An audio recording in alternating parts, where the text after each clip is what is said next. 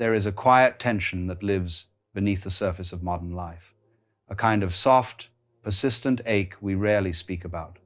It appears in those moments when you open your eyes in the morning and feel, even before your feet touch the floor, that you're somehow behind on a race no one asked you to run. It appears when you look at your phone, your calendar, your messages, and sense that life is happening faster than you are able to meet it. And there, tucked behind the polite smile you show the world, sits a private question. Why hasn't it happened yet? Why hasn't the clarity arrived, the timing improved, the breakthrough unfolded? Most people carry that question quietly, half ashamed of it, half driven by it. Because we've been taught that if we simply push harder, plan better, and demand more of ourselves, then the universe will acknowledge our effort and deliver what we seek. And yet, it rarely works that way. In fact, the more intensely we demand answers, the more stubbornly life seems to close its fist around them. So let me ask you something gently, but directly. What if the things you are waiting for cannot be forced into existence? What if wisdom, clarity, timing, synchronicity, these elusive companions are not objects to be grabbed, but visitors who arrive only when the room of your being is ready to receive them? This is the paradox at the heart of our exploration. You cannot hurry what is already moving at the perfect pace. You cannot demand what is already on its way. And you cannot control the unfolding of a universe that has been unfolding long before you learned the word control. It sounds simple, almost too simple, but notice how uncomfortable it feels to accept.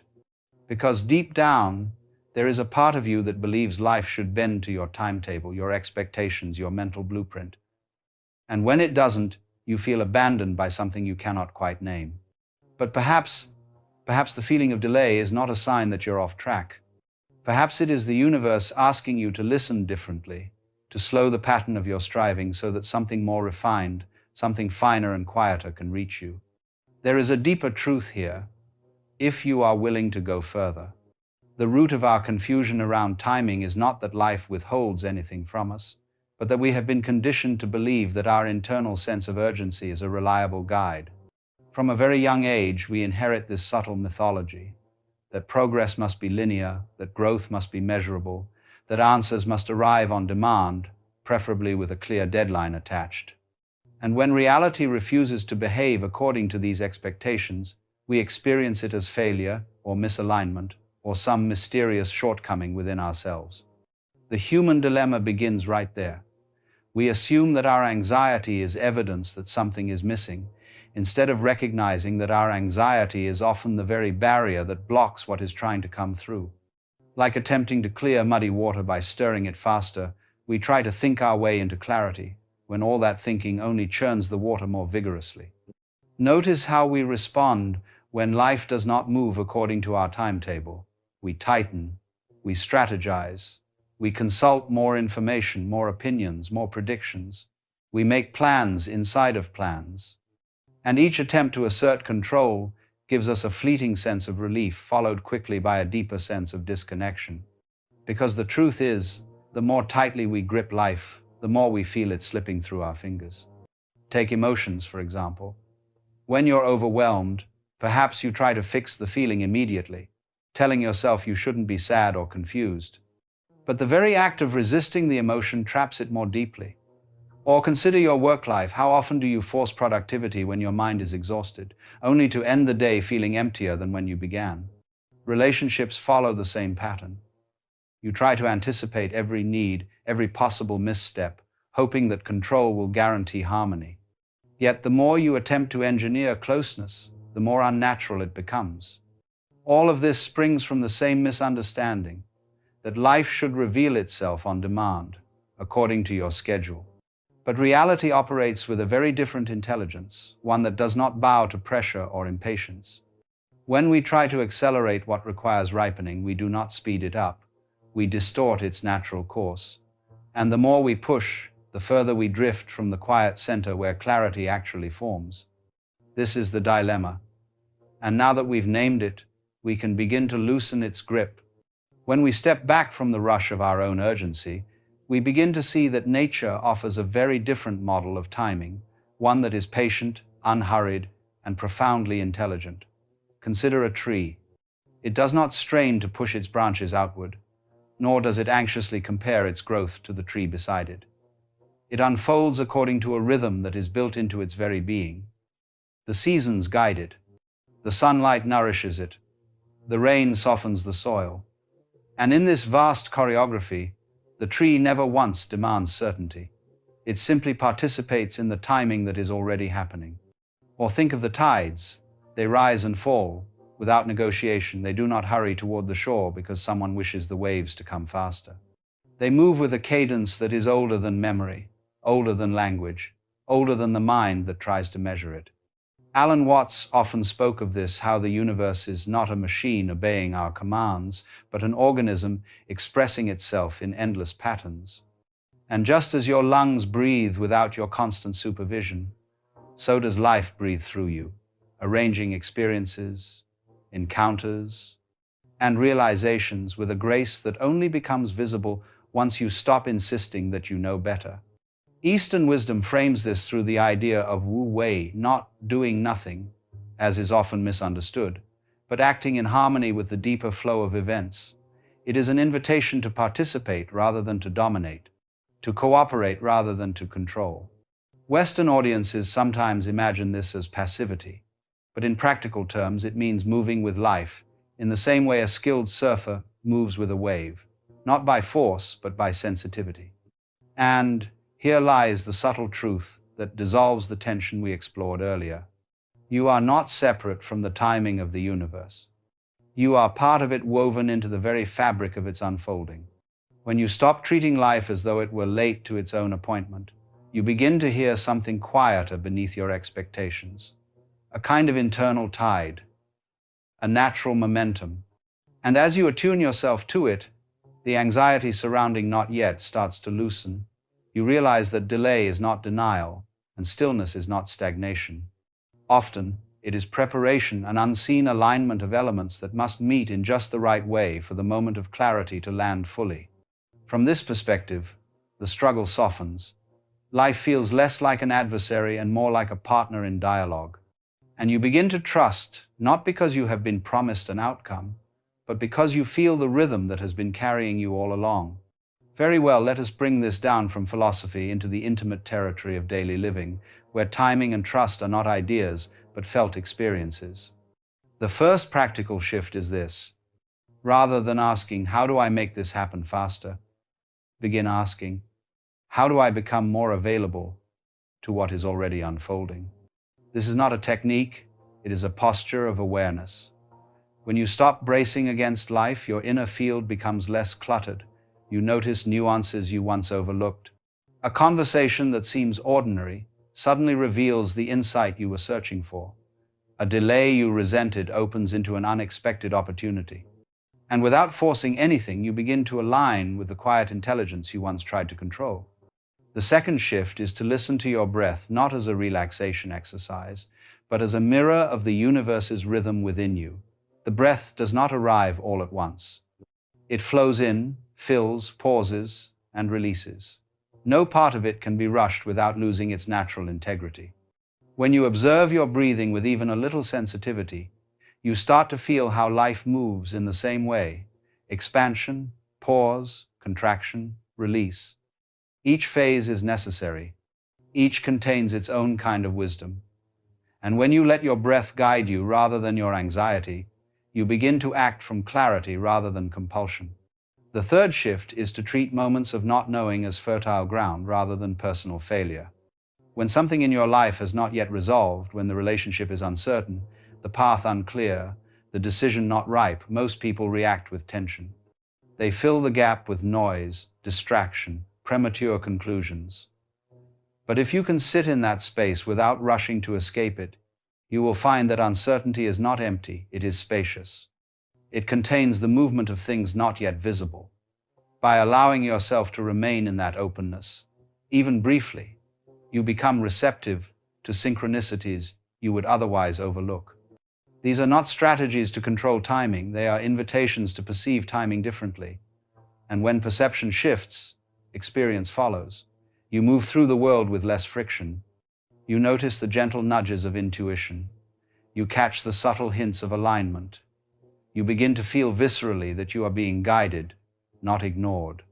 And as this unfolds, a quiet calm emerges, not because everything is perfect, but because you no longer insist that it must be.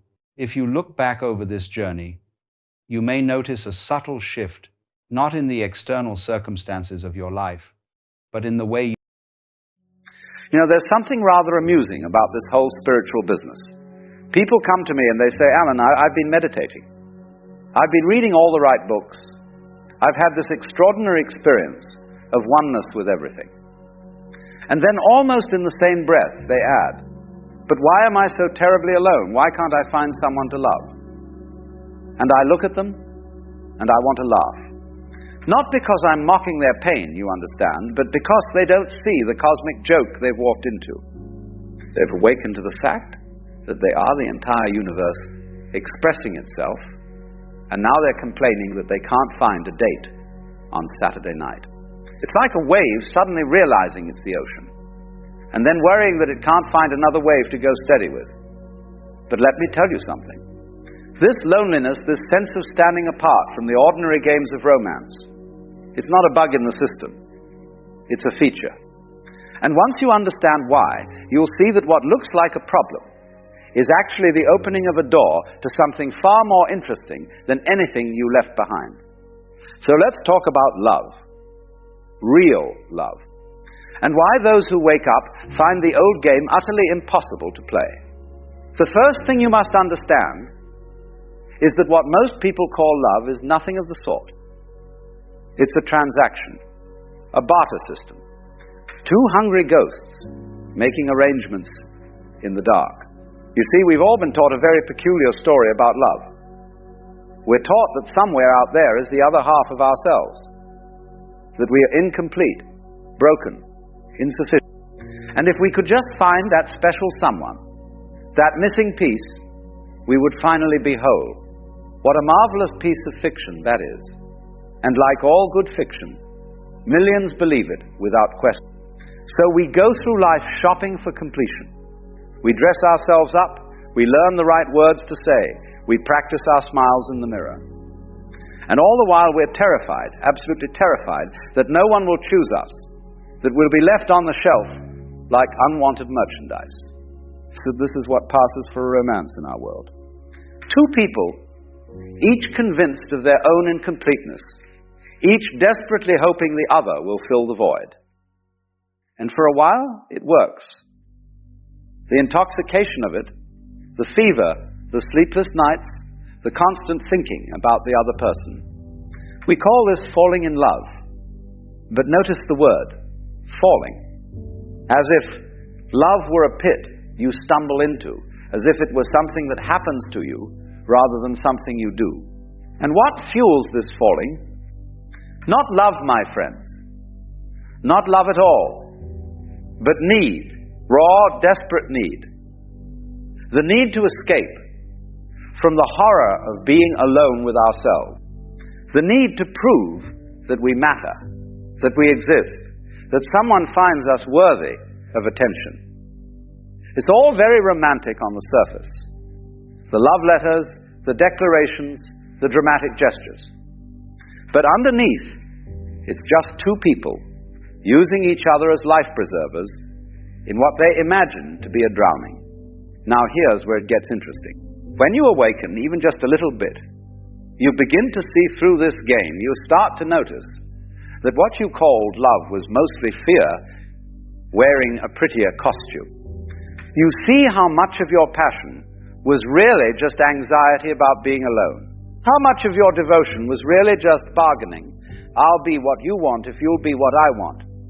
I'll soothe your terror if you'll soothe mine.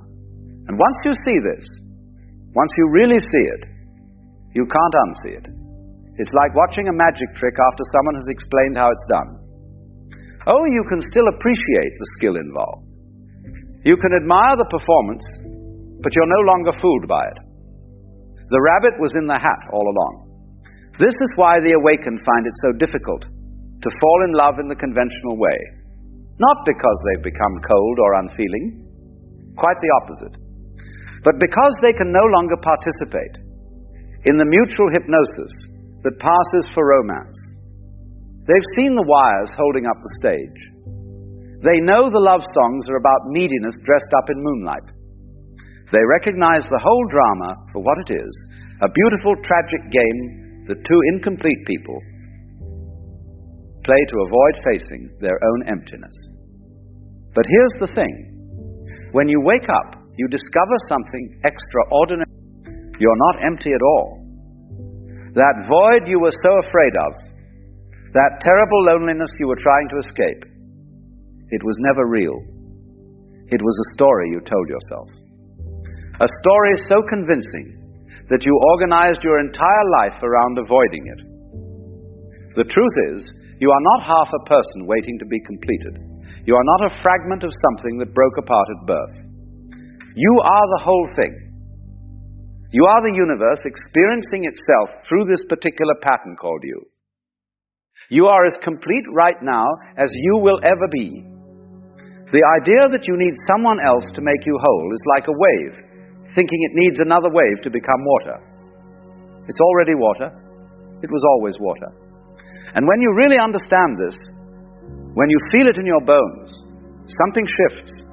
The desperate hunger that drove you toward others begins to quiet down. You stop scanning every room for potential saviors. You stop measuring every interaction by whether it might lead to the completion you seek. Because you're not seeking completion anymore, you're already complete. Now this sounds wonderful in theory, and in many ways it is. There's a tremendous freedom in not needing others to validate your existence. But there's also a price. And the price is this. You can no longer play the old game. You can no longer pretend that the theatrical performances of conventional romance are real. You can't fake being swept away when you see too clearly how the sweeping is done. This is where the loneliness comes in. Not the loneliness of being physically alone.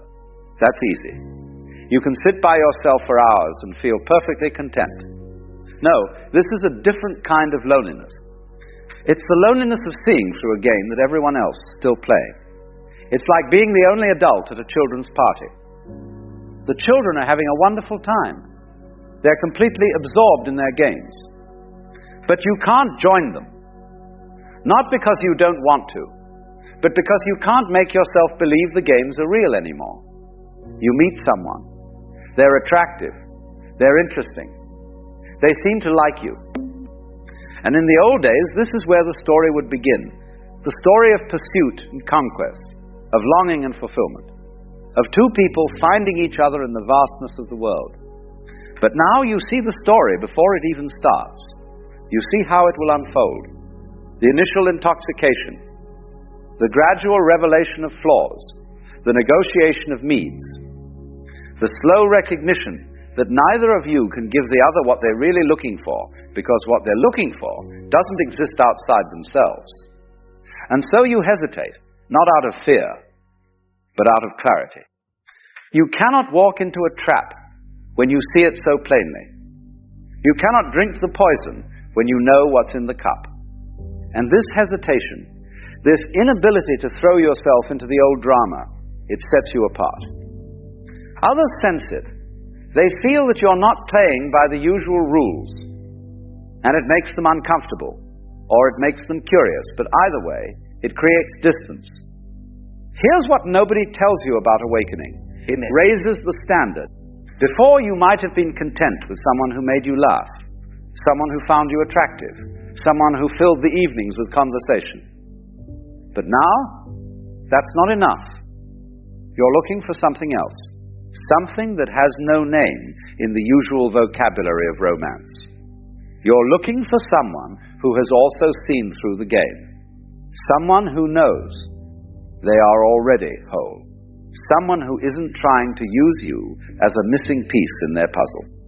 Because only then can you meet each other as you actually are, not as fantasies or saviors or solutions to loneliness, but as two expressions of the same reality, two waves that have both realized their ocean.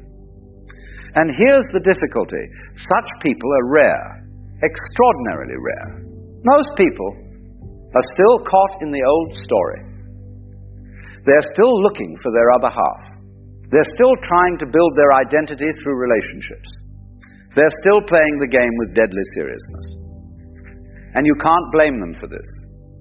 You played it too, until you didn't, until you saw through it. But the fact remains, the field has narrowed considerably. Where once there were many possibilities, now there are few. Where once you might have fallen in love with someone's smile, or their wit, or their way of moving through the world, now you need something more. You need them to be awake, or at least awakening. You need them to know what you know, to see what you see. And that severely limits the options. This is why so many spiritually awake people find themselves alone. Not because they can't love, but because they can't love in the old way anymore. They've outgrown it. Like a child who has learned to read and can no longer find satisfaction in picture books. The old stories don't work anymore. They need something more substantial, something real. And sometimes, often actually, that something real doesn't appear. Years go by, you meet people, you have conversations, you feel connections. But none of them go deep enough. None of them touch the place where you actually live. And so you remain alone, not in bitterness, not in despair, but in a kind of patient waiting. Waiting for someone who speaks your language, who breathes the same air, who has traveled to the same country you have and knows its geography. There's a certain dignity in this aloneness, a kind of integrity. You're not willing to settle for less than truth. You're not willing to go back to sleep just because sleeping is more comfortable. You'd rather stand in clarity, even if it means standing alone, than kneel in illusion with company. But let's be honest, it's not always easy. There are nights when the silence feels heavy, when you wonder if you've made a terrible mistake. When you look at people in their ordinary relationships, with all their ordinary dramas and compromises, and you think maybe that would be easier. Maybe you're asking too much. Maybe this clarity you've gained has cost you something precious. And you'd be right. It has cost you something. It's cost you the ability to be satisfied with illusion. It's cost you the option of using another person to avoid yourself. It's cost you the comfort of not knowing what you know. These are real costs. And sometimes they feel like too much to pay. But here's what you must understand. You can't go back, even if you wanted to. Even if you tried to play the old game, to pretend you don't see what you see. It wouldn't work. The awakening has happened. You've tasted something real. And once you've tasted the real thing, the counterfeit loses all its flavor. So what do? You wait. You live. You continue to grow and learn and experience the richness of existence. You don't close your heart. You don't become bitter or cynical. You simply recognize that love, real love, must come from a different place now. Not from need, but from fullness. Not from fear, but from freedom. Not from the desperate grasping of two incomplete people, but from the joyful meeting of two whole beings. And maybe it comes. Maybe one day you meet someone who has walked the same path, who carries the same quality of presence, who looks at you and sees not a solution to their loneliness, but a companion in the mystery. Someone who doesn't need you to complete them, because they're already complete. Someone who can love you not because they must, but because they choose to. Because the loving itself is the point, not what they get from it. When that happens, if it happens, it's nothing like the old falling in love. There's no fever, no obsession, no desperate clinging. Instead, there's a recognition, a meeting of equals. Two people who are already at peace with themselves, choosing to share that peace with each other. Not because they need to, but because they want to. Because it's delightful. Because it's an expression of the freedom they've each discovered within themselves. This kind of love doesn't bind, it doesn't possess, It doesn't make demands. It simply is. Like water flowing, like birds flying, like the sun shining.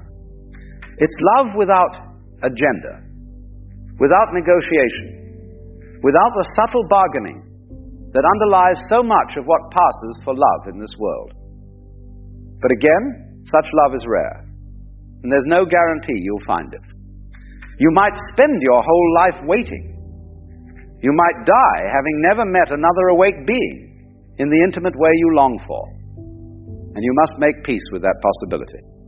You must be willing to walk alone if that's what clarity requires. Because the alternative is worse. The alternative is to go back to sleep, to stuff yourself back into the old costume and play the old part, to use someone or let someone use you in the mutual pretense that this will solve the problem of existence. And you can't do that anymore. The costume doesn't fit. The role doesn't convince. You've seen behind the curtain, and there's no putting the veil back up.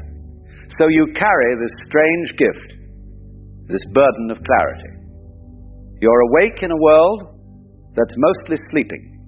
You see through games that everyone else takes seriously. And yes, it's lonely sometimes. Yes, it's difficult. Yes, you wish it were easier to find someone who understands. But you wouldn't trade it, because you've tasted freedom. And freedom, real freedom, is worth any price. The spiritually awake can't find love, not because love has abandoned them, but because they refuse to call anything less than truth by that name.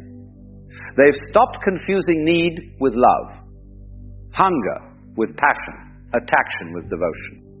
They've stopped playing the game where two people use each other as escapes from themselves. And in stopping, they've opened themselves to something far more real. Something that may never come, or that may come tomorrow, or that may already be here, in forms they haven't learned to recognize yet. But whatever happens, they know this: they are already whole, already complete, already free. And that knowledge, that certainty, is more valuable than all the counterfeit romances in the world. They would rather be alone in truth than coupled in illusion. They would rather wait a lifetime for something real than settle for something that merely fills the time. This is the price of awakening, and it is also its gift. You lose the ability to lose yourself in others, but you gain the ability to find yourself in everything. You lose the comfort of mutual neediness, but you gain the freedom of not needing at all. You lose the old story of romance, but you open yourself to the possibility of something so much greater. Love without conditions, love without demands, love that asks nothing and gives everything. Love that is not a feeling or an emotion, but a way of being in the world. And if you never find another person to share that with, well, you still have the love itself. Because it was never in the other person anyway. It was always in you, waiting to be discovered, waiting to be lived. Not as a transaction between two people, but as the ground of your very being. As what you are, not what you do. As the ocean, not the wave. This is why the spiritually awake can't find love in the usual way, because they've already found it in the most important way. They've found it in themselves.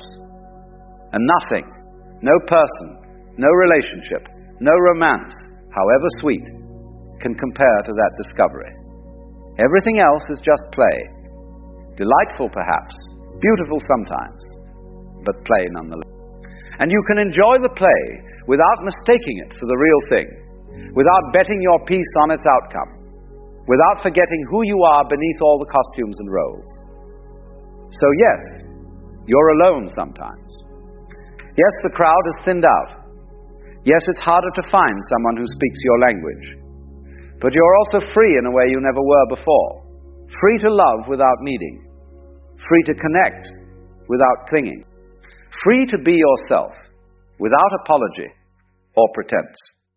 And that freedom, that vast, spacious freedom, is what you've been looking for all along. Not in another person, but in yourself, where it always was, where it always will be. Waiting for you to come home. You see, there is something rather extraordinary that happens to a person around the age of 40. Not to everyone, mind you, but to those who have been paying attention, to those who have not been entirely asleep through the first half of their lives. And what happens is this: they wake up, not with a jolt, not with some dramatic revelation necessarily, but with a quiet recognition that everything they thought was important, well, it simply is not. Now, this is curious, because we have been told our entire lives that youth is the golden time, that the 20s and 30s are when life really happens, when we are supposed to be climbing ladders and making names for ourselves, and proving to the world that we matter. And so we spend those decades running. Running after what, exactly? Running after an idea of success that somebody else handed to us, an idea of happiness that came from some magazine or some television program, an idea of who we should be that has nothing whatsoever to do with who we actually are. I remember being 25 and thinking I had it all figured out. I knew exactly where I was going and exactly how to get there. So I was so certain, so absolutely convinced that if I just worked hard enough, if I just achieved enough, if I just accumulated enough, then I would finally be happy. And you know what happened? I worked hard, I achieved, I accumulated. And when I got there, when I reached that place I thought was the destination, I looked around and said, is that all? Because you see, the first 40 years of life, they are really a kind of preparation. Not a preparation in the way we usually think of it, as in preparing for something better later. No, it is more like the way a caterpillar prepares to become a butterfly. The caterpillar does not know it is preparing. It is simply living, eating leaves, crawling around, doing what caterpillars do. But all the while, something is building inside it. Something is getting ready. This is what your 20s and 30s are. You are the caterpillar. You think you are just living your life, making your mistakes, having your heartbreaks, building your career, trying to figure out who you are supposed to be. But really, you are gathering material. You are collecting experiences. You are learning lessons that you will not understand until much, much later. When you are young, life feels urgent.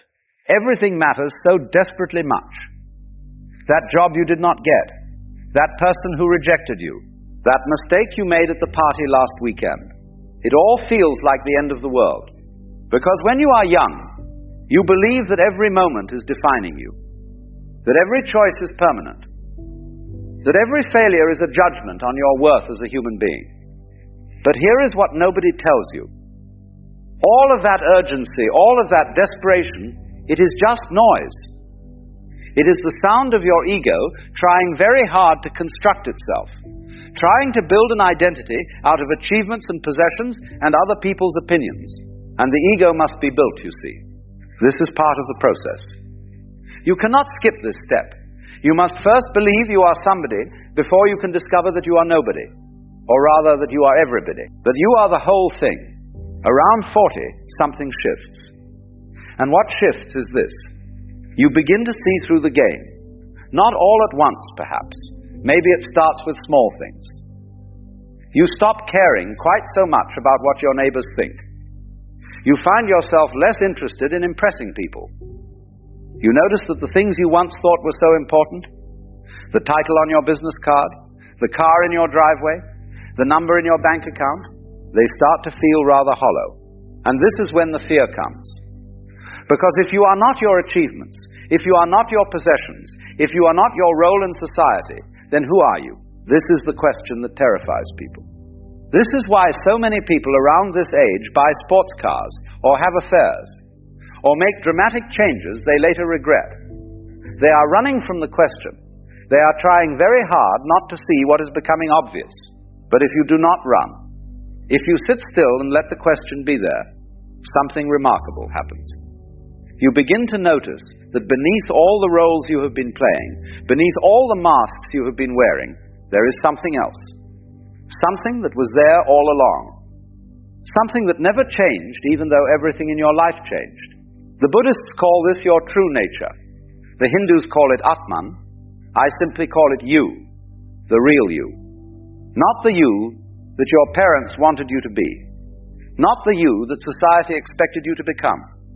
Not the you that you have been trying so hard to prove is worthy and good and successful. But the you that exists underneath all of that. The you that watches thoughts arise and pass away. The you that remains constant while everything else flows and changes. And here is why life begins at 40. Because this is when you finally have enough experience to see the pattern. You have lived long enough to watch your certainties crumble. You have been disappointed enough times to stop believing in fairy tales. You have lost enough to understand that everything is temporary.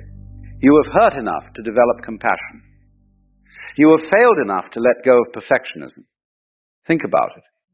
In your 20s, every mistake feels catastrophic because you have not yet learned that you will survive it. In your 30s, you are still trying to prove yourself, still trying to convince the world that you matter. But by 40, you have made so many mistakes and survived them all that you begin to realize mistakes are not catastrophes. They are just mistakes. You have tried so hard to prove yourself and discovered that no amount of proof is ever enough. The people who love you regardless. The people who do not love you will not be convinced by your achievements. This is liberation. Not the kind of liberation that comes from escaping your life, but the kind that comes from finally accepting it. From finally accepting yourself. Every wrinkle, every failure, every foolish thing you have ever done. All of it. Because you see, those first 40 years, you were building something. You thought you were building a career or a family or a reputation. But really, you were building material. Raw material that you will now use to become who you actually are. I knew a man once who spent his entire youth climbing the ladder at a bank. He worked 70-hour weeks. He missed his children's birthdays. He sacrificed his health, his marriage, his peace of mind, all for the next promotion. And then at 42, he had a heart attack. Not a fatal one, but close enough. And as he lay in that hospital bed, he had a realization. He realized that he had spent the first half of his life working for something he did not even want. He had been chasing an idea of success that meant nothing to him. An idea someone else had planted in his mind when he was too young to question it. When he recovered, he quit his job. His friends thought he was mad. His family worried he was having a breakdown. But he was not having a breakdown. He was having a breakthrough. He started teaching music to children, which is what he had always wanted to do, but thought was not practical. And for the first time in his adult life, he was happy. Not the kind of happiness that comes from external circumstances, but the kind that comes from living in alignment with who you actually are.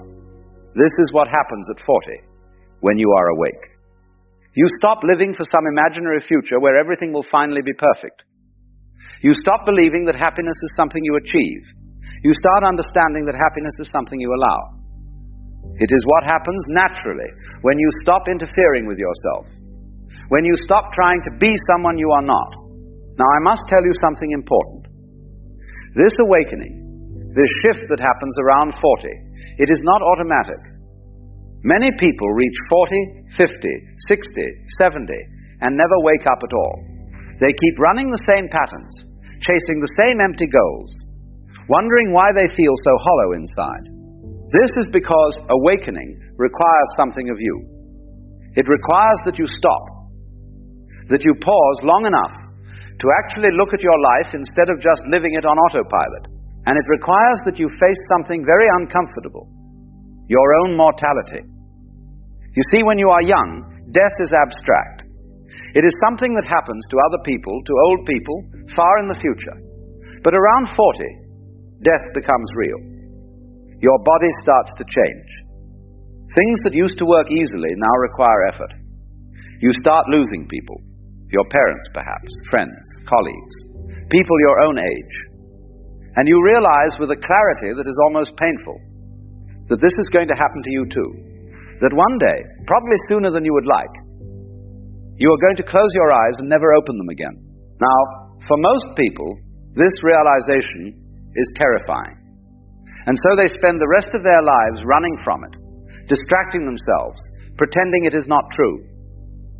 But for the person who is awakening, this realization is not a curse. It is a gift, because it forces you to ask the only question that matters. How do you want to spend the time you have left? And suddenly, all those things that seem so important, they do not seem important anymore.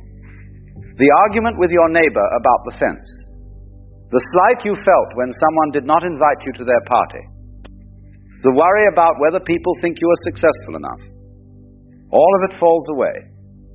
Because when you truly understand that your time is limited, you stop wasting it on nonsense. This is why life begins at 40.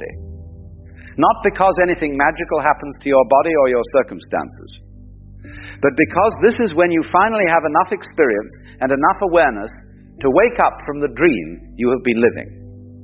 To see that the roles you have been playing are just roles, that the identity you have been defending is just a story, that beneath it all you are something much simpler and much more vast than you ever imagined.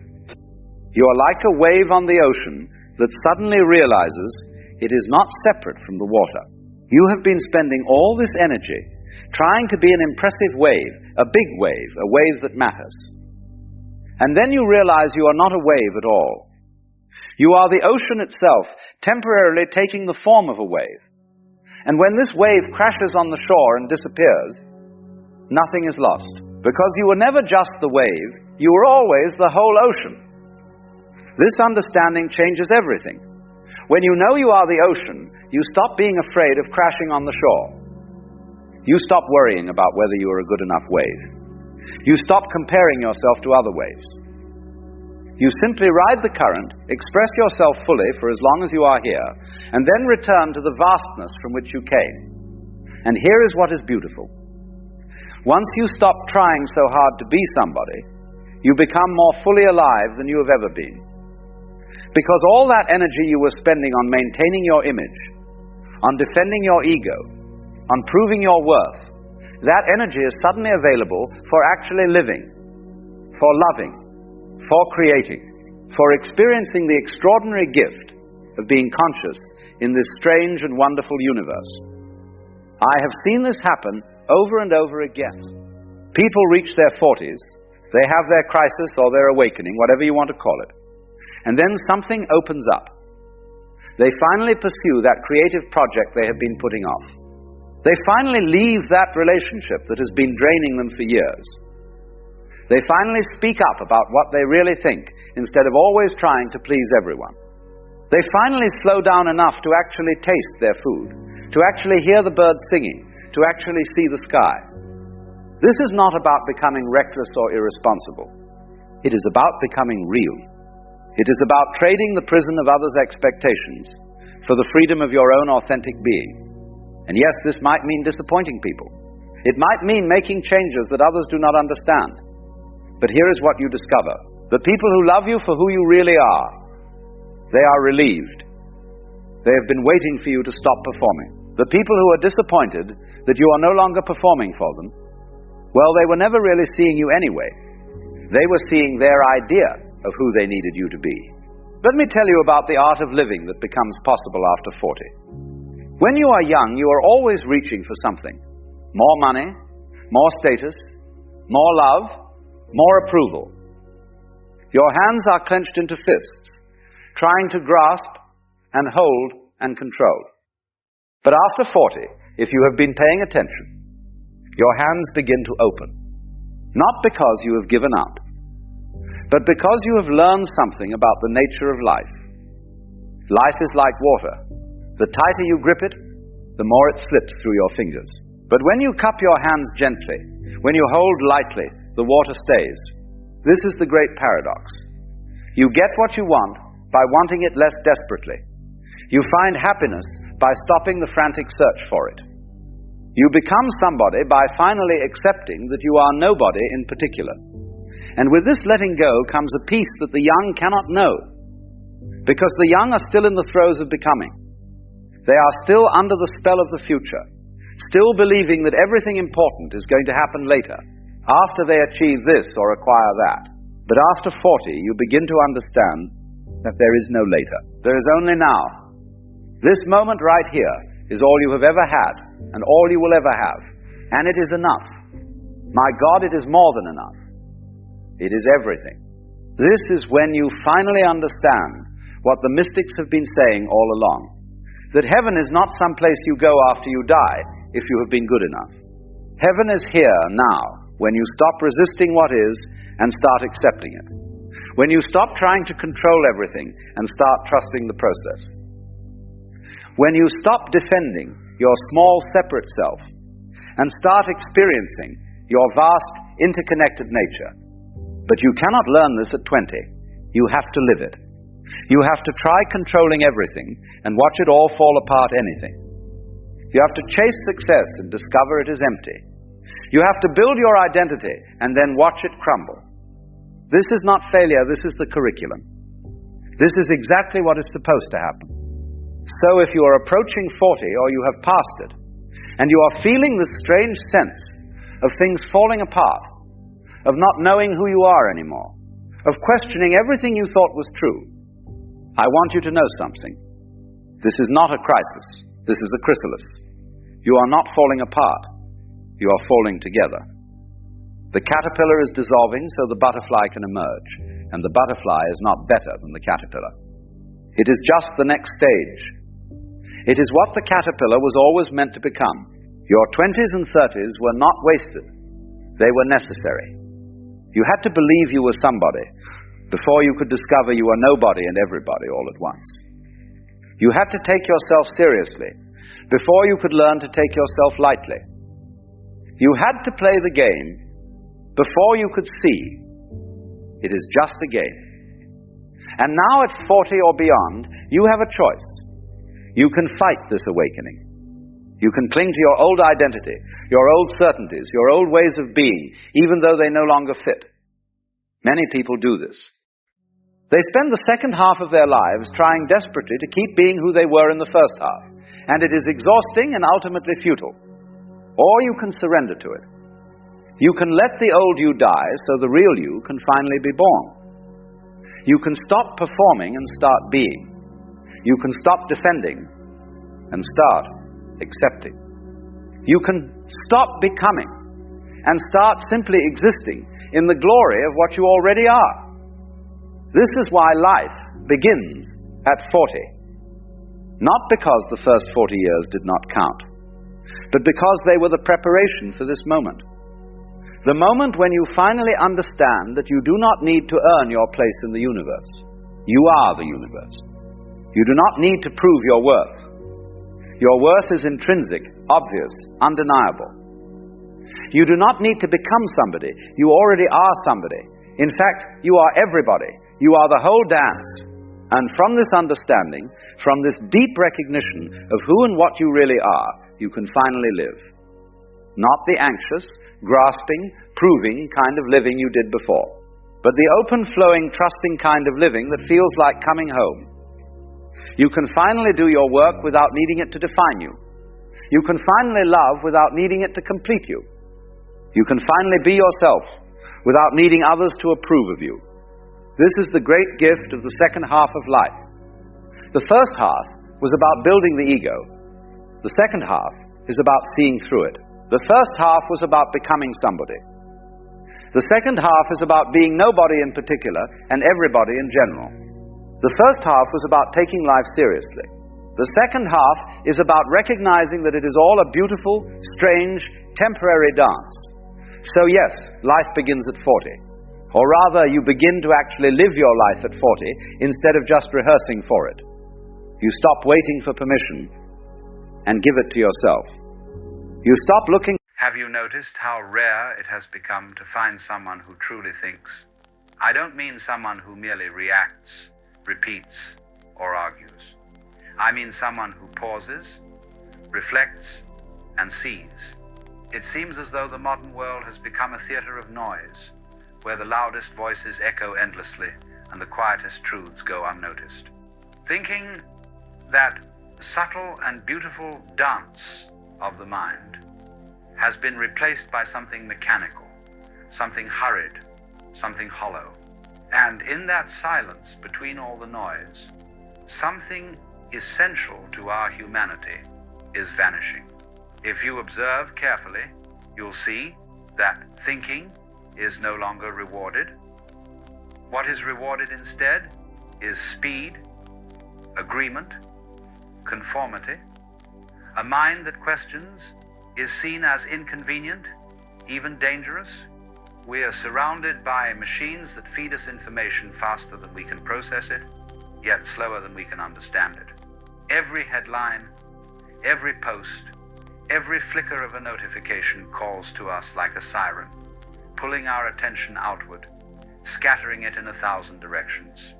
The tragedy is not that we have access to too little information, but that we have too much of it and too little wisdom to discern. The mind, which was once the explorer of mysteries, now behaves like a sponge, absorbing endlessly without digesting. We mistake opinions for insight, repetition for truth, and noise for knowledge. And slowly, the most extraordinary gift we possess, the ability to think freely, dulls into passive obedience. This, I believe, is one of the great tragedies of modern civilization. Not that people are uneducated, but that they are unthinking. We have trained entire generations not to ask questions, but to seek answers that already fit their comfort.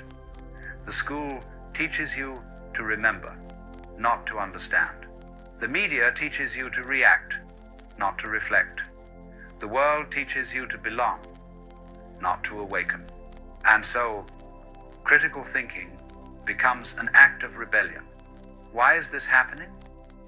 Because to think deeply is to become uncertain. To see clearly is to become uncomfortable. True thought requires stillness, courage, and above all, humility. It is far easier to follow the crowd than to stand alone with your own doubt. The masses have discovered that certainty feels safer than curiosity, and so they cling to their beliefs like children clutching toys, afraid of the dark without them. Yet the irony is that this comfort enslaves. When you no longer think, you no longer see. And when you no longer see, you no longer live consciously. You drift through existence like a leaf on a river, moved by currents you do not understand, believing you are free because you do not resist. The philosopher Noam Chomsky once warned that society manufactures consent. I think it goes even deeper than that. Society manufactures identity. It tells you what to care about, what to fear, what to believe, what to hate, and even what to love. It builds your opinions before you ever have the chance to form them. And so, what you call thinking becomes a mere reflection of programming. The world whispers its script into your mind, and you, unknowingly, become its voice. This, my friend, is collective stupidity, not stupidity in the sense of low intelligence, but in the sense of a mind that has ceased to function as its own. A collective sleep, a trance. Observe how people consume information today. A headline flashes, an image provokes, and the mind leaps to judgment. There is no pause, no distance, no reflection. Reaction has replaced reason. Emotion has replaced evidence. Outrage has become the new form of participation. But thinking, real thinking, is not reactive. It is contemplative. It begins not with an opinion, but with a question. And questions, in the modern world, make people uneasy. Why? Because a question opens space, and in that space, illusions begin to tremble. The world, in its current form, does not want you to think. Thinking people are difficult to control. They question the game instead of playing it. They see through illusions, and illusions are the lifeblood of social order. The system thrives on your attention, your reaction, your distraction. It cannot thrive on your awareness. That is why, in the age of information, ignorance has become profitable. The algorithms that guide your attention are not designed to show you truth. They are designed to show you what keeps you engaged. Outrage keeps you scrolling. Agreement keeps you comfortable. Division keeps you online. And all the while, your mind is being fed not with nourishment, but with noise. The philosopher Marshall McLuhan once said, "The medium is the message." What he meant is that the way information is delivered shapes the very structure of our thought. And what are the dominant mediums today? Short clips, quick headlines, emotional bursts. A world of fragments, designed for speed, not depth. A world where we are trained to consume feelings, not ideas. And when a mind is trained for fragments, it forgets how to see the whole. Notice how difficult it has become to read a full paragraph without glancing at your phone. Notice how quickly your mind seeks stimulation when faced with silence. This restlessness, this inability to be still, is not natural, it is learned. The mind has been conditioned to seek constant novelty. But true understanding, like a deep river, requires stillness.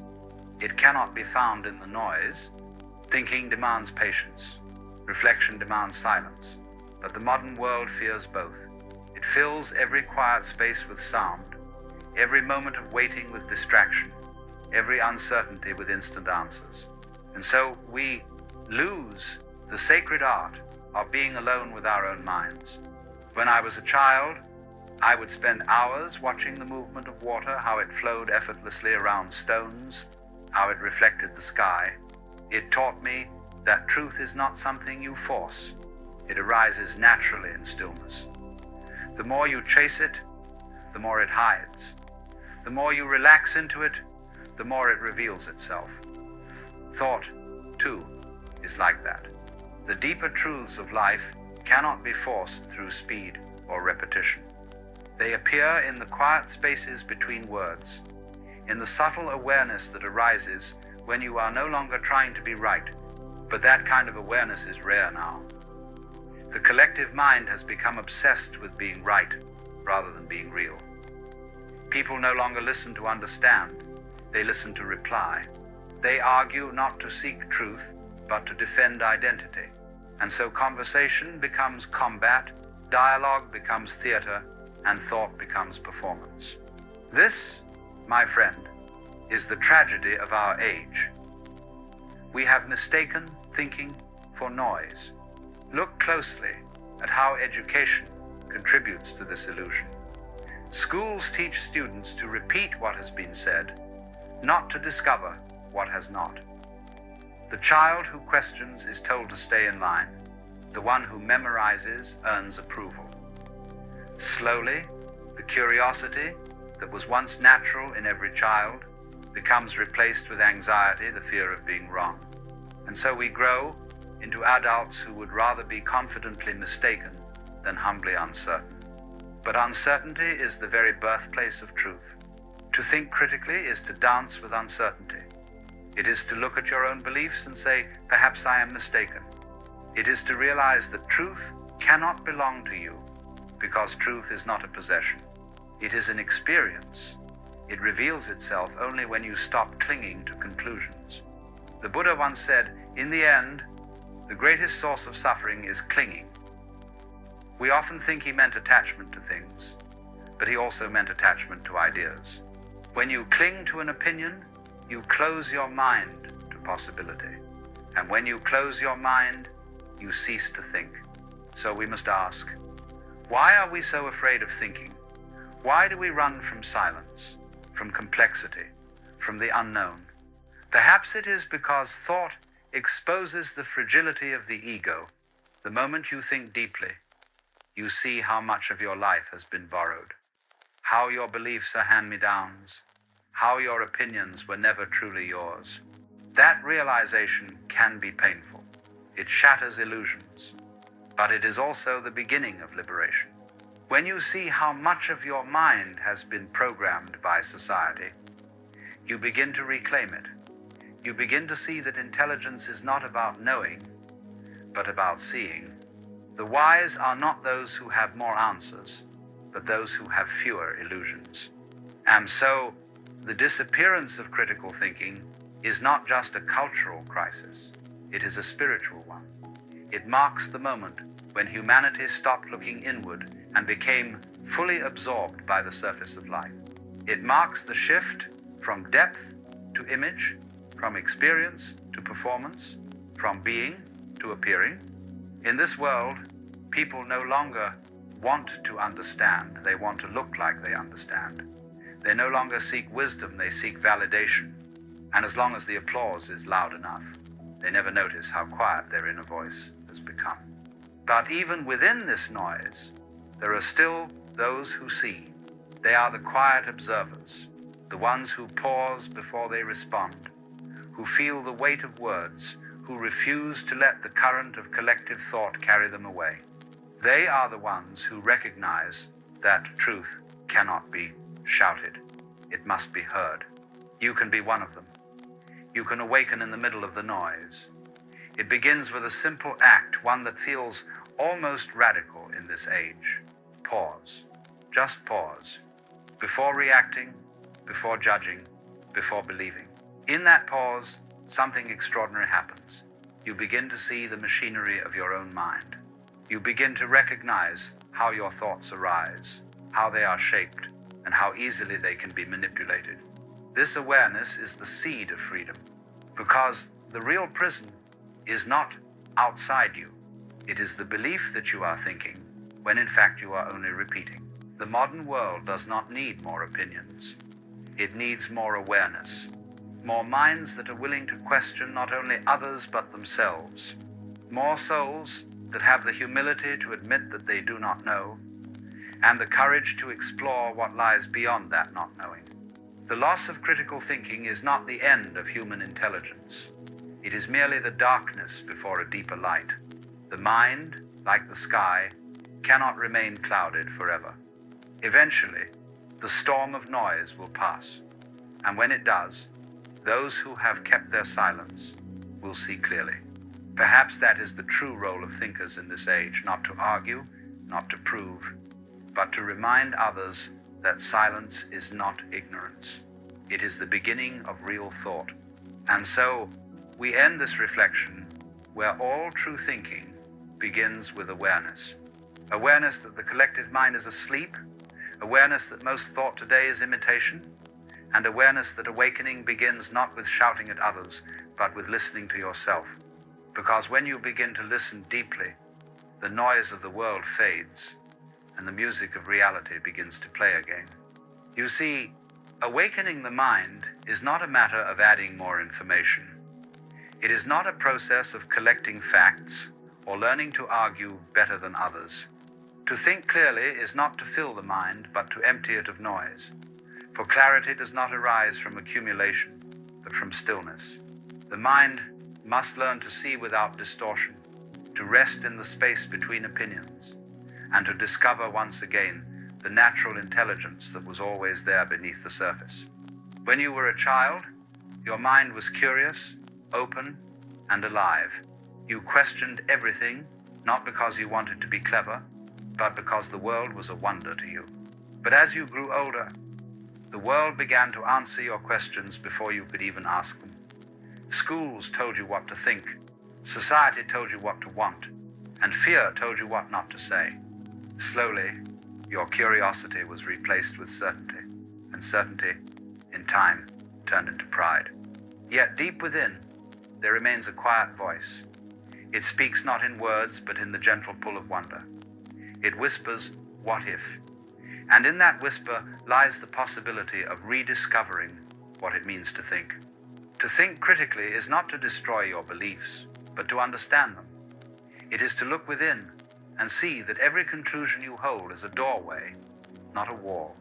The moment you see that every thought can be questioned, you are no longer its prisoner. You may ask, how can one begin to awaken this kind of mind in a world so determined to keep it asleep? The first step is awareness. Awareness that you are surrounded by noise designed to control your attention. Every headline, every debate, every moment of outrage is a hook. The world does not need your thought, it needs your reaction. When you understand this, you begin to see that your greatest rebellion is to pause. Try it. The next time you feel provoked by something you read or hear, do not respond immediately.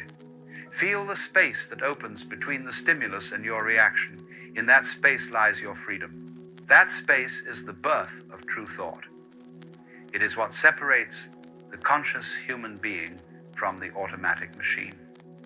The world moves fast, but your awareness does not have to.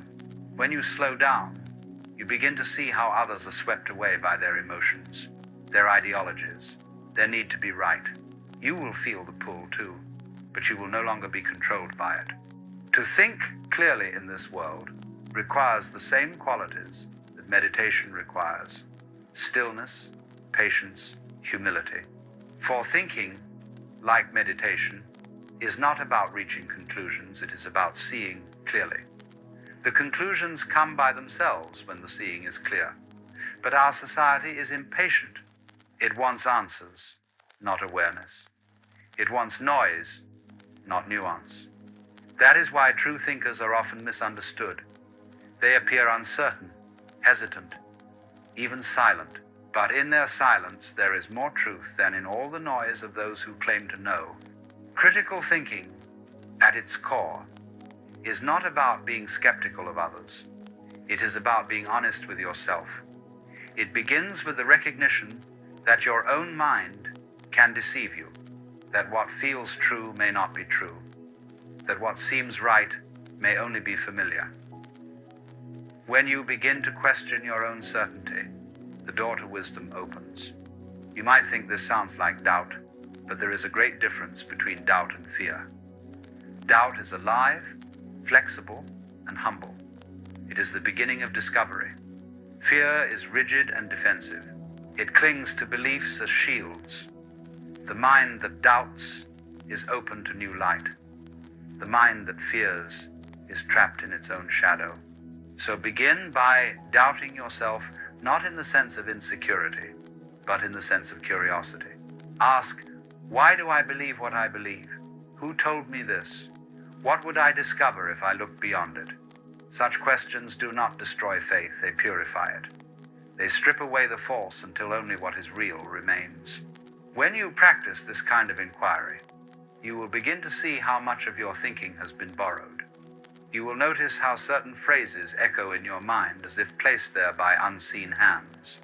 You will see how the opinions you defend most passionately often come from sources you never examined. This is not a failure, it is the beginning of awakening. To awaken is not to fight the collective stupidity of the world. It is to stop feeding it. When you refuse to engage in meaningless argument, when you stop reacting to provocation, when you choose silence over noise, you are no longer part of the machine. You become a space of clarity within it, and that clarity spreads. The world changes not because you force it, but because your awareness becomes a mirror in which others begin to see themselves. The Buddha once said that enlightenment is the end of ignorance, not the beginning of new knowledge. In the same way, clear thinking is not the acquisition of cleverness, it is the end of confusion. It is the simple realization that you do not need to know everything to see clearly. You only need to be free of illusion. But illusions are comfortable. They give us a sense of identity, a sense of belonging. That is why many people prefer to remain asleep. To think critically is to risk losing your certainty, your tribe, your image of yourself. It is to walk into the unknown with no guarantee of what you will find. Yet that is the only place truth can live. The known is safe, but the safe is dead. The unknown is alive, unpredictable, and full of discovery. It is in that unknown that the individual mind separates from the collective. Collective thinking seeks agreement. Critical thinking seeks understanding. The collective wants conformity. The awakened mind wants freedom. That is why thinkers have always been outcasts in every age. They belong to no side because truth has no side. But here lies the paradox. When you begin to think clearly, you may at first feel alone. The noise of the world will seem unbearable.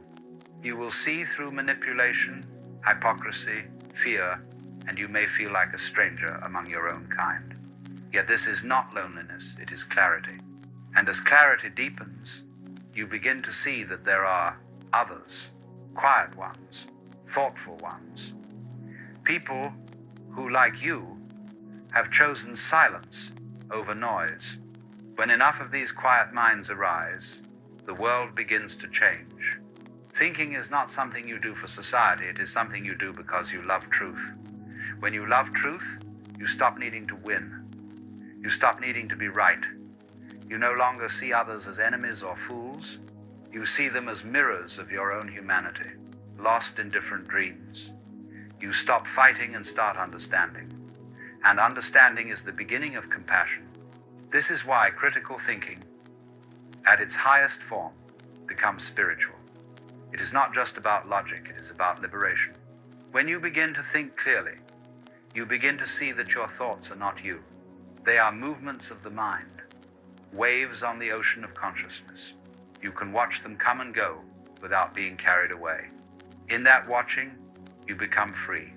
The disappearance of critical thinking, therefore, is not merely an intellectual crisis. It is a loss of awareness.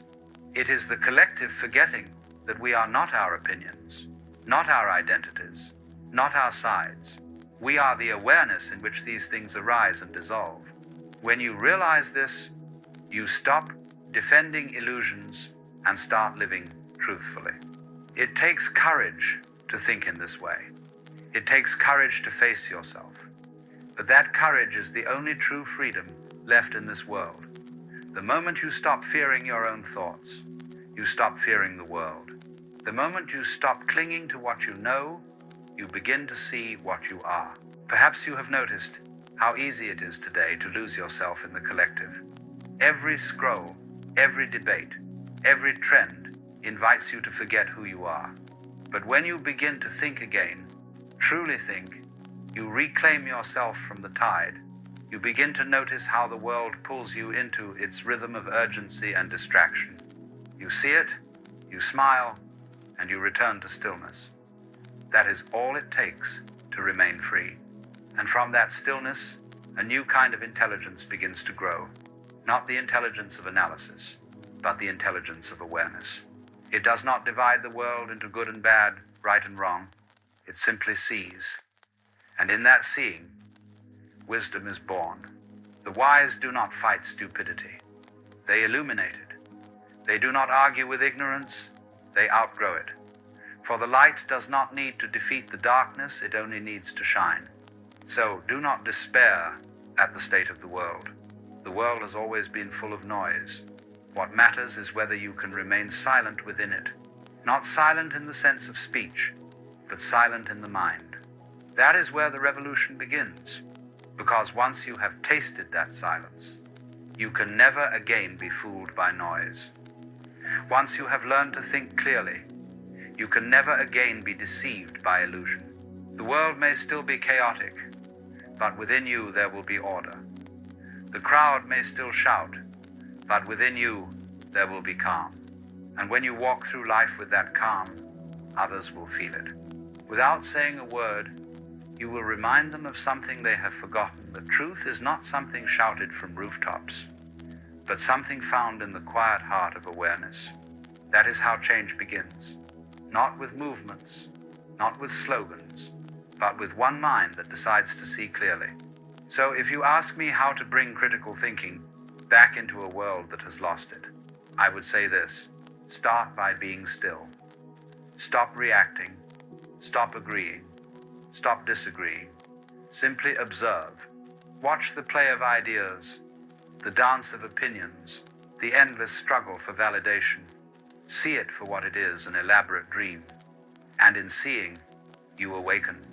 You may not change the world overnight, but you will change your relationship to it. You will no longer be pulled by its madness. You will see the machinery of illusion and smile gently, knowing it cannot touch you. And in that smile, you will find peace. Critical thinking is not the rejection of the world. It is the art of seeing the world as it is, without distortion, without projection. It is the recognition that truth is not something to be owned, but something to be lived.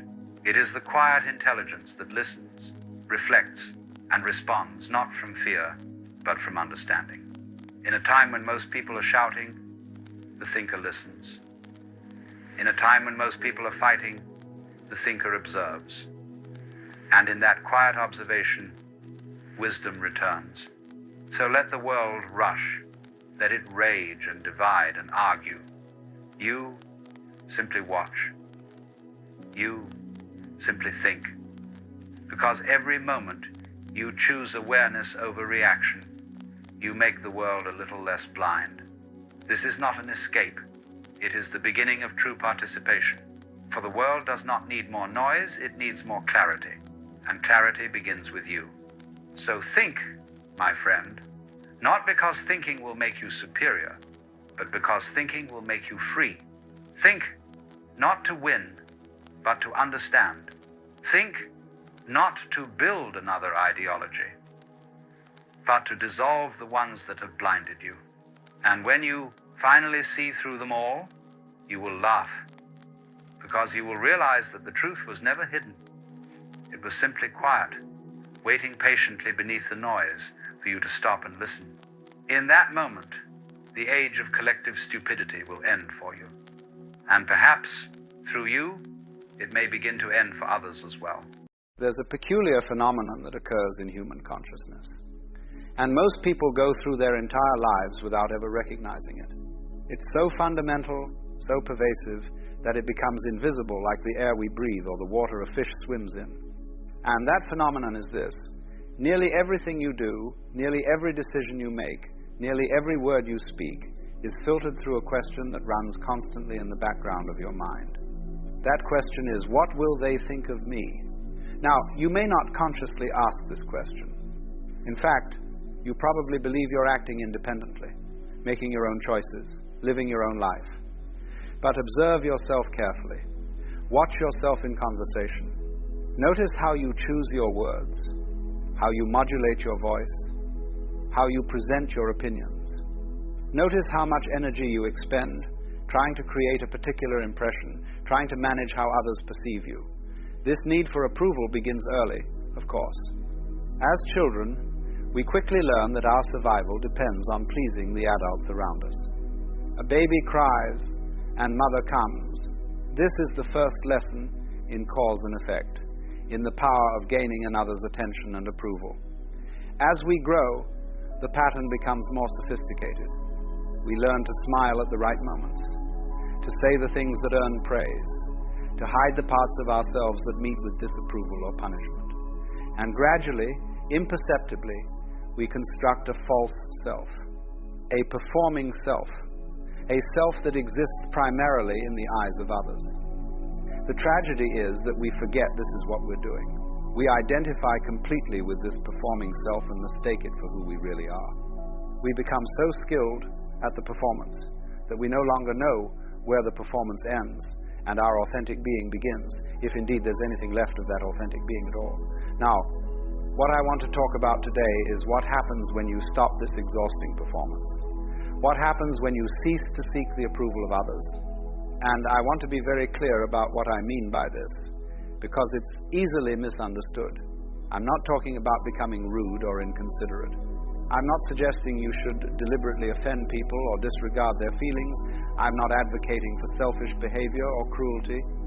What I'm talking about is something far more subtle and far more profound. I'm talking about the moment when you stop organizing your entire existence around the question of whether others approve of you.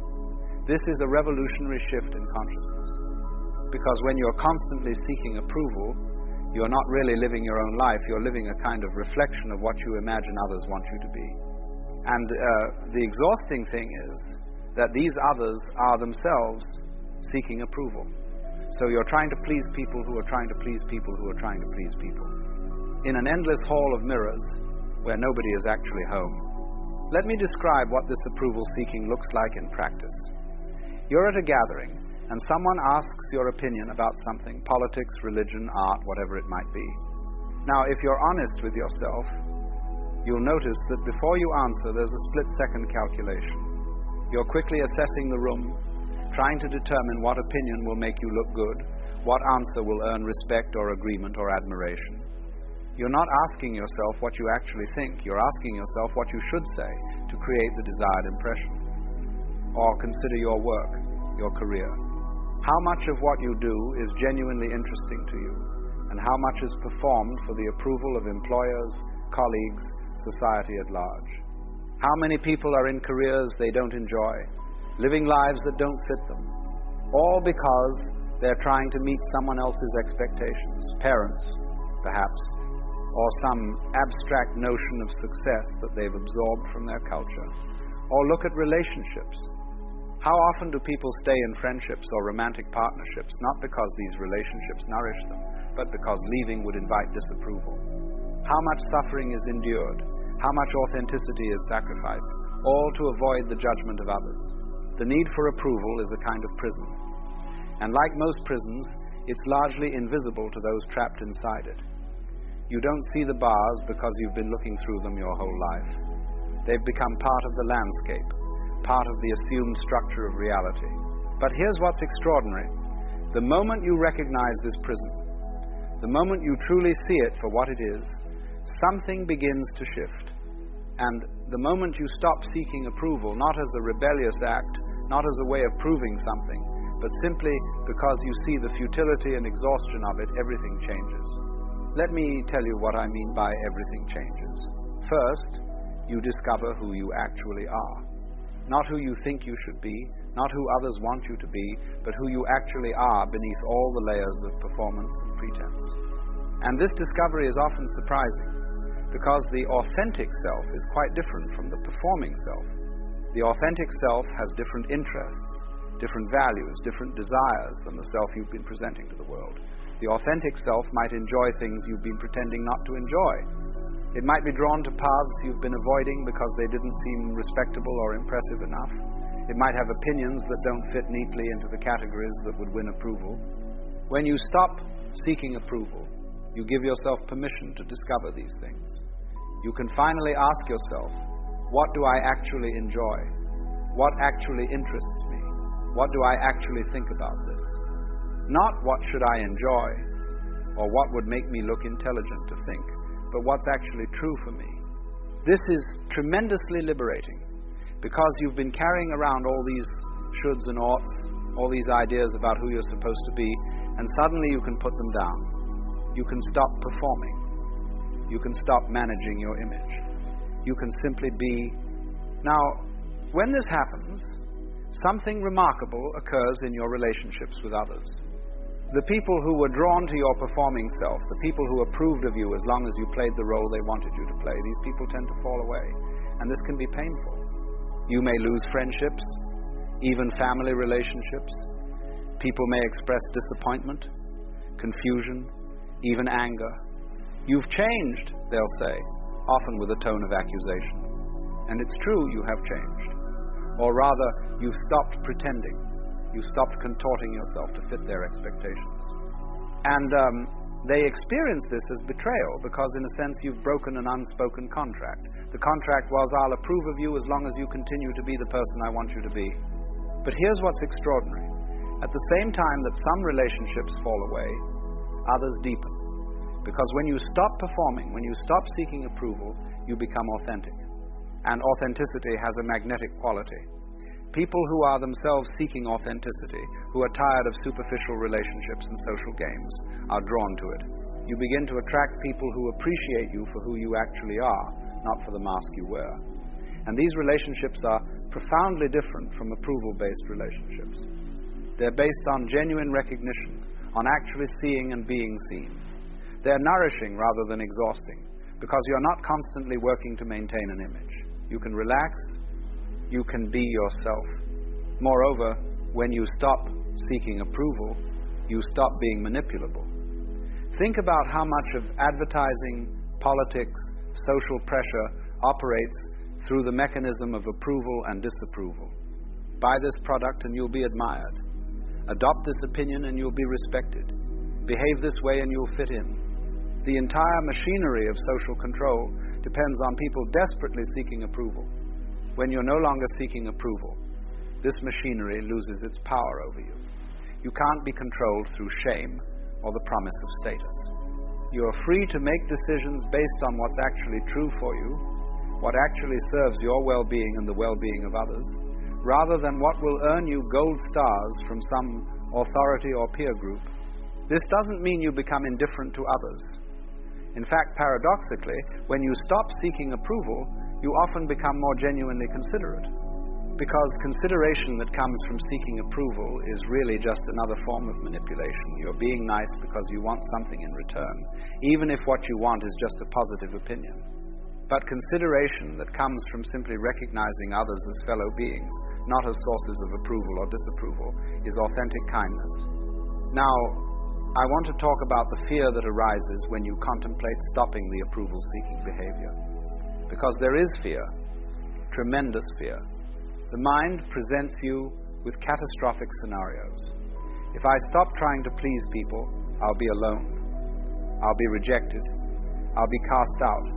I'll lose everything. And there's a reason for this fear.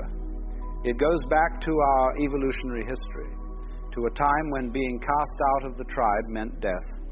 To be alone was to be vulnerable to predators, to starvation, to the elements. So the fear of disapproval is ancient and deep. It feels like a matter of survival. But here's what you must understand. That ancient fear is no longer relevant in the way it once was. You're not going to die if some people disapprove of you. You're not going to be cast out into the wilderness to face predators.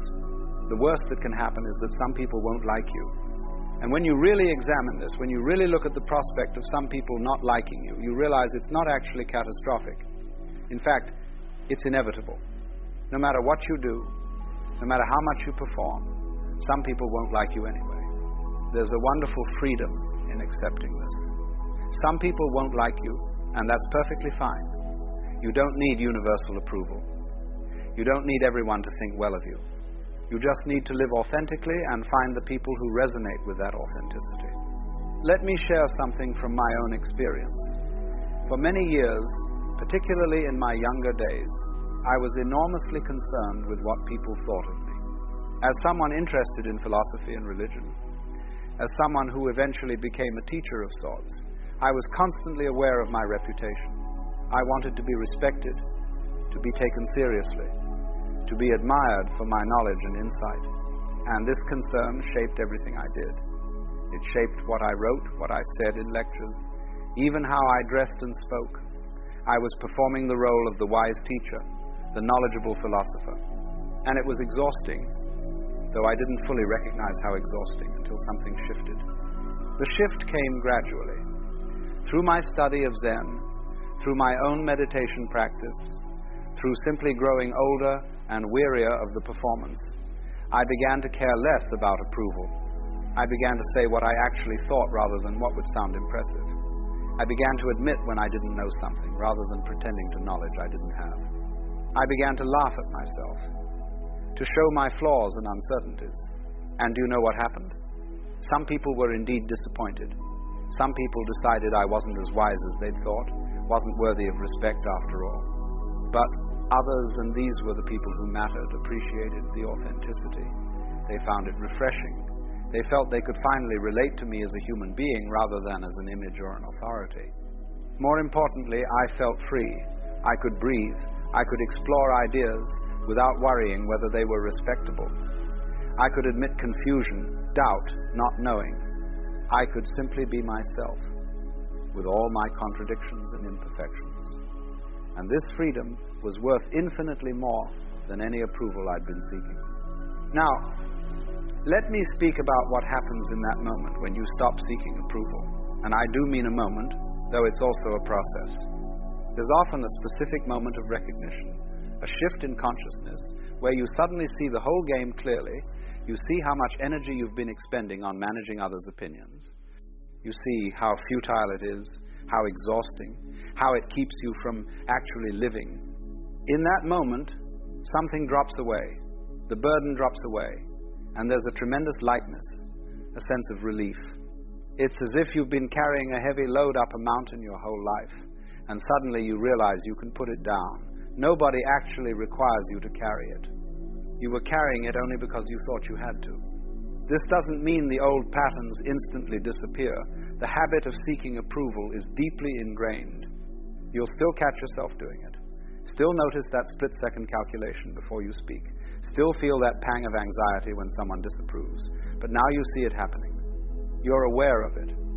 And awareness itself begins to dissolve the pattern. You start to notice, there it is again. I was about to modify what I was going to say because I was worried about what they'd think. And in noticing it, you have a choice. You can continue with the modification, or you can take a breath and say what you actually mean. Each time you choose authenticity over approval seeking, the pattern weakens a little more. And as the pattern weakens, everything does shift. Your relationships shift, as I've described. Your work shifts. You may find yourself drawn to different kinds of work, or approaching your current work in a different way. Your daily experience shifts, because you're no longer expending so much energy on impression management. You have energy available for actually experiencing life, for being present, for engaging genuinely with whatever arises. Even your sense of self shifts, because when you're constantly seeking approval, your sense of self is fundamentally unstable. It depends on others' opinions, which are changeable and often contradictory. One person approves, another disapproves, and you're torn between them, not knowing who you are. But when you stop seeking approval, you discover a more stable sense of self, not a fixed, permanent self, but a sense of being that doesn't depend on external validation. This is what the Eastern traditions have been pointing to all along. The Taoists speak of Wu Wei, effortless action, acting from your true nature rather than from learned patterns and social conditioning. The Buddhists speak of dropping the ego, which is largely composed of these approval-seeking patterns and the images we present to others. The Hindus speak of discovering the Atman, the true self, beneath all the layers of social identity. When you stop seeking approval, you're not becoming a different person. You're stopping being all the false persons you've been pretending to be. You're allowing what you actually are to emerge and express itself naturally. Now, I want to address a question that often arises, but don't we need some social harmony? Don't we need to consider others? Won't everyone just become selfish and inconsiderate if they stop caring what others think? This question misunderstands what I'm saying. I'm not suggesting you become indifferent to others' well-being. I'm not advocating for selfish disregard of how your actions affect people. What I'm saying is that you can be genuinely considerate without seeking approval. In fact, approval seeking often makes people less genuinely considerate, because they're focused on managing impressions rather than actually being present with others. Real consideration comes from empathy, from recognizing others as conscious beings like yourself, from naturally wanting to act in ways that don't cause unnecessary harm. This has nothing to do with seeking approval and everything to do with basic human decency and awareness. Moreover, much of what passes for social harmony is really just collective pretense. Everyone performing for everyone else. Nobody saying what they actually think or feel, all carefully maintaining acceptable facades. This isn't genuine harmony, it's a kind of mutual deception. Real harmony, real community can only be built on authenticity. It requires people who are willing to be real with each other, even when that's uncomfortable. So when you stop seeking approval, you're not destroying the possibility of genuine relationship and community. You're creating it. You're inviting others into authentic connection rather than the shadow play of social performance. Let me end with this. The moment you stop seeking approval is the moment you begin to live. Not the life you think you should live, not the life others want you to live, but your actual life, the one that's been waiting for you all along, beneath all the performance and pretense. And when you begin to live this life, you discover something wonderful. You discover that you're enough.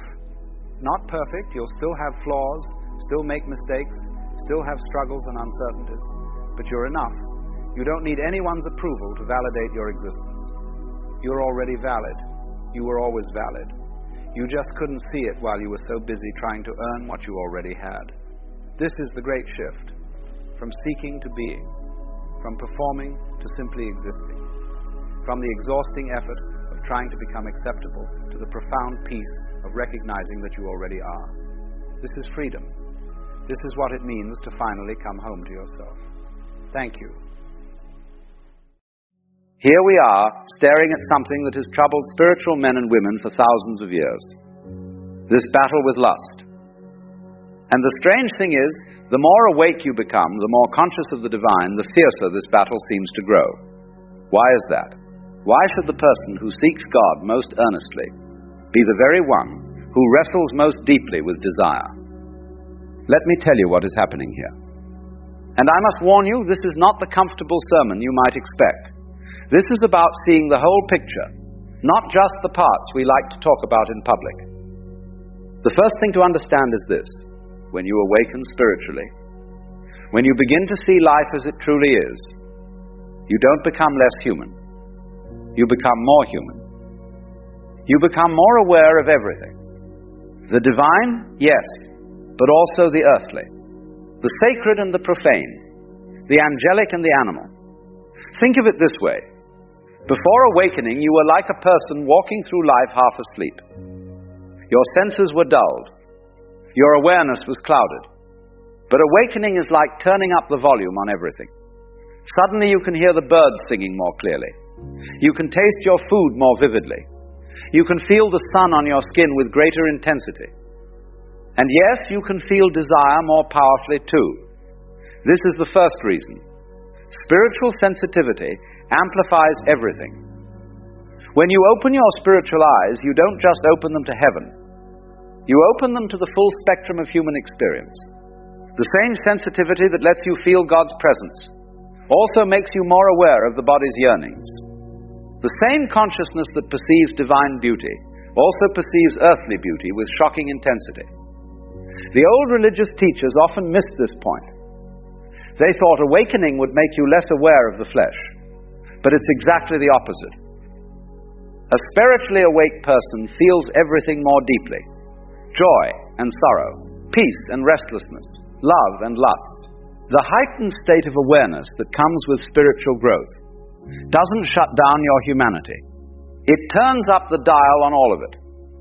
So here you are, a person seeking God, and suddenly you find yourself feeling desire more intensely than ever before. And you think something has gone wrong. You think you're falling backward. But actually, you're just becoming more alive, more aware, more fully human. The question is not how to stop feeling. The question is how to be with what you feel without being controlled by it. Now let's look at the second reason. And this one is painful to admit. Those who are spiritually awake often find themselves alone, not because they're better than others, but because they see things differently. They can't engage in the usual conversations anymore. The gossip feels hollow. The endless chatter about nothing feels unbearable. The obsession with status and money and appearances seems like children playing make-believe. And so they drift away from the crowd. Or the crowd drifts away from them. Either way, they end up alone. And loneliness is a very particular kind of hunger, when you have no one to share your thoughts with. When you have no one who understands the things you're seeing. When you're carrying visions and insights that others would think mad, you feel isolated in a way that cuts deep. Lust becomes a kind of bridge back to human connection. Even if it's false connection, even if it's empty connection, at least it's something. At least for a moment you're not alone. The body pressed against another body. The eyes meeting another's eyes. For that brief time, the terrible loneliness lifts. Do you see the trap? The very path that leads you closer to truth also leads you further from the crowd. And the human animal in you cries out for contact, for touch, for the warmth of another. Lust offers a counterfeit solution. It promises connection but delivers only more isolation. Because after the moment passes, you're still alone, often more alone than before. This is why so many spiritual seekers, so many monks and mystics and holy men and women throughout history have struggled in secret with desire. They withdrew from the world to seek God. And they found God, yes, but they also found crushing loneliness. And lust came knocking at the door of that loneliness, offering companionship, even if only for an hour. The third reason is perhaps the most mysterious. When you begin to wake up spiritually, you become a threat. Not to people necessarily, though sometimes to them too. But you become a threat to the forces that keep humanity asleep. Call them what you will. Demons, if you like. The powers of darkness. Or simply the momentum of unconsciousness that governs most human life. Whatever you call these forces, they do not want you awake. They do not want you seeing clearly. They do not want you spreading consciousness to others. And so they attack. They probe for weaknesses. They look for ways to pull you back into the dream, back into the trance, back into the endless cycle of grasping and wanting and never being satisfied. Lust is a magnificent weapon for this purpose. Why? Because it works. It really does pull people back into unconsciousness.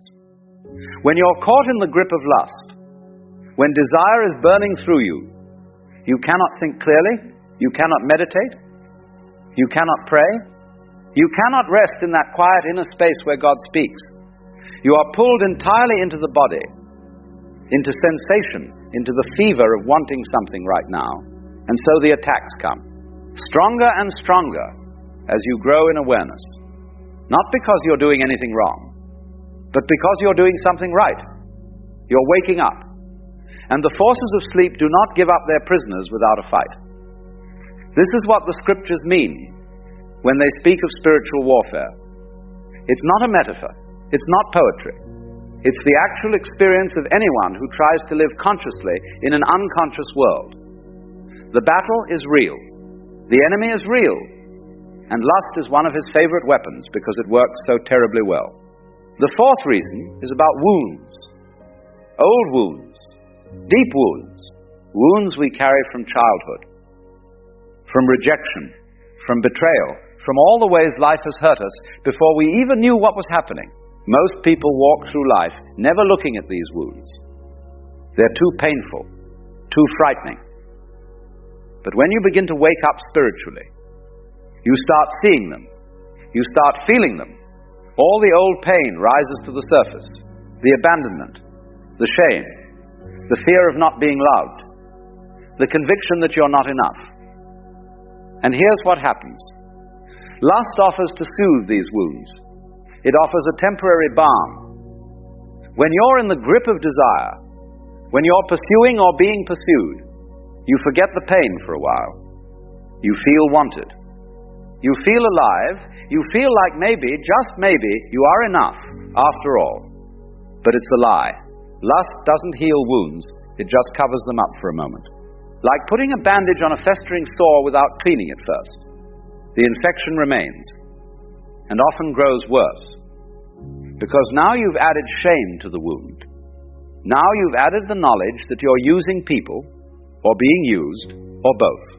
Now you've added another layer of pain on top of the original pain. The spiritually awake person sees all of this. They see the wound. They see the lust rising to cover it. They see the shame that follows. They see the whole cycle. And seeing it doesn't make it stop. Sometimes seeing it makes it worse. Because now you're aware of what you're doing even while you're doing it. You're conscious of the trap, even as you step into it. Healing these old wounds requires something else entirely. It requires facing them, sitting with them, letting them be felt without running away into distraction or comfort or false connection. This is hard work, the hardest work there is. And many people, even spiritually awakened people, would rather battle lust than do this deeper work of healing. Because at least lust offers moments of pleasure, however brief. The work of healing offers only pain, at least at first. The fifth reason is the most paradoxical of all. The very gifts that make you spiritually powerful also make you vulnerable. When you have heightened sensitivity, when you can feel the divine presence, when you can sense the interconnection of all things, you're operating at a very high frequency. Your consciousness is expanded.